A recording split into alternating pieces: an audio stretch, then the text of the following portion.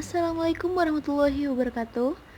Di sini kami dari kelompok 8 akan mempresentasikan tentang pendanaan jangka panjang. Selanjutnya saya akan memperkenalkan nama-nama dan NIM dari kelompok 8. Pertama, Atika Puteri dengan NIM 204. Kedua, Niken Aprilitasari dengan NIM 206. Ketiga, Novita dengan NIM 225. Dan keempat, Dika Aji dengan NIM 231. Pengertian pendanaan.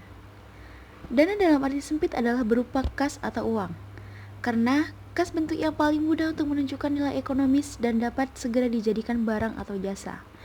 Menurut Samsudin, tahun 2011 nomor 133, istilah dana di sini bisa diartikan dengan salah satu dari kedua pengertian berikut, yaitu kas ataupun net working capital. Kedua hal ini sangat penting bagi perusahaan untuk dapat beroperasi secara efektif. Karakteristik pendanaan jangka panjang. Pendanaan jangka panjang adalah pendanaan dengan jatuh tempo lebih dari 1 tahun. Dalam satu bentuk pendanaan jangka panjang adalah hutang jangka panjang. Hutang jangka panjang dapat menggunakan istilah loan yang dinegosiasi dari lembaga keuangan atau melalui penjualan obligasi atau bond. Proses penjualan obligasi sama seperti penjualan saham yang pada umumnya menggunakan jasa bank investasi atau investment bankers. Jangka panjang suatu perusahaan biasanya memiliki jatuh tempo antara 5 tahun sampai 20 tahun. Instrumen keuangan jangka panjang. Pasar modal merupakan pertemuan demand dan supply jangka panjang. Permintaan dana jangka panjang umumnya berasal dari perusahaan yang dilakukan dengan menerbitkan instrumen keuangan atau sekuritas berjangka panjang, seperti saham dan obligasi. Dikatakan berjangka panjang karena dana yang tertanam dalam saham berarti akan tertanam selamanya dalam perusahaan tersebut.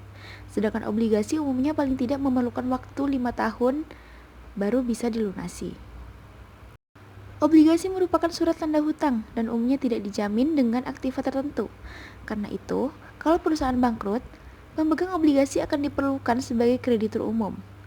Obligasi akan mencantumkan 1. Nilai pelunasan atau face value. 2.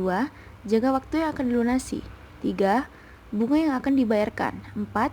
Berapa kali dalam 1 tahun bunga tersebut akan dibayarkan. Jenis-jenis pendanaan jangka panjang. 1. Kredit investasi. 2. Hipotek atau mortgage. 3. Obligasi. 4. Obligasi konversi. 5. Saham preferen. 6. Saham biasa dan REIT. 7. Penerbitan sekuritas di pasar modal. 1. Kredit investasi. Jenis pendanaan ini disediakan oleh perbankan dan masih banyak dimanfaatkan oleh kalangan pengusaha. Yang menarik adalah bahwa suku bunga kredit investasi di Indonesia dinyatakan lebih rendah dari suku bunga kredit modal kerja. Meskipun demikian, seringkali suatu klausul yang menyatakan bahwa debitur tidak dapat melunasi kredit investasi yang diambilnya lebih cepat dari jangka waktu yang disepakati, membuat tingkat bunga efektif yang ditanggungnya tidak selalu lebih kecil dari tingkat bunga kredit jangka pendek atau modal kerja. 2. Hipotek atau mortgage. Hipotek merupakan bentuk hutang jangka panjang dengan agunan aktiva tidak bergelar, contohnya seperti tanah dan bangunan. Dalam perjanjian kreditnya disebutkan secara jelas aktiva apa yang dipergunakan sebagai agunan. Dalam peristiwa likuidasi, kreditur akan dibayar terlebih dulu dari hasil penjualan aktiva tetap yang dipergunakan sebagai agunan. Apabila hasil penjualan aktiva yang digunakan tersebut belum cukup, maka sisanya akan menjadi kredit umum, sama seperti pemilik obligasi. 3. Obligasi. Bagi penerbit dan pembeli obligasi, risiko yang sering dihadapi adalah risiko perubahan suku bunga. Apabila suku bunga naik, harga obligasi akan turun atau pembeli obligasi akan rugi. Dan apabila suku bunga turun, harga obligasi akan naik atau penerbit obligasi yang akan rugi. Karena itu muncul obligasi yang ditawarkan dengan suku bunga mengambang atau floating rate. Cara lain untuk mengurangi risiko bagi penerbit obligasi atau perusahaan adalah mencantumkan call price. Call price menunjukkan harga yang akan dibayar oleh penerbit obligasi pada saat hak untuk membeli kembali obligasi tersebut dilaksanakan oleh penerbit obligasi. 4. Obligasi konversi. Obligasi konversi merupakan obligasi yang dapat dikonversikan atau dirubah menjadi saham biasa. Pemilik obligasi konversi atau convertible bonds, selanjutnya disingkat sebagai CB, sebenarnya memiliki obligasi dan opsi call atas saham perusahaan. Contoh tentang obligasi konversi yaitu, misalkan PTSH menerbitkan obligasi konversi yang dapat dikonversikan menjadi saham biasa pada 5 tahun yang akan datang. Setiap lembar obligasi konversi dapat dikonversikan menjadi 100 lembar saham biasa. Obligasi konversi dengan nilai nominal 1 juta per lembar membayarkan coupon rate 14% per tahun. 5. Saham preferen. Saham preferen adalah yang memberikan dividen yang tetap besarnya.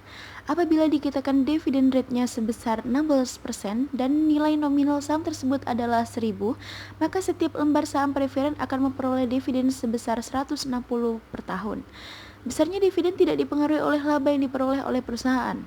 Sayangnya, pembayaran dividen saham preferen tidak dapat dipakai sebagai pengurang pajak.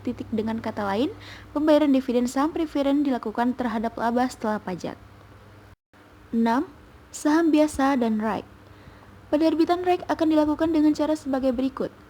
Misalnya, suatu perusahaan saat ini memiliki jumlah lembar saham sebanyak 10 juta dengan harga pasar saat ini 15.000 per lembar.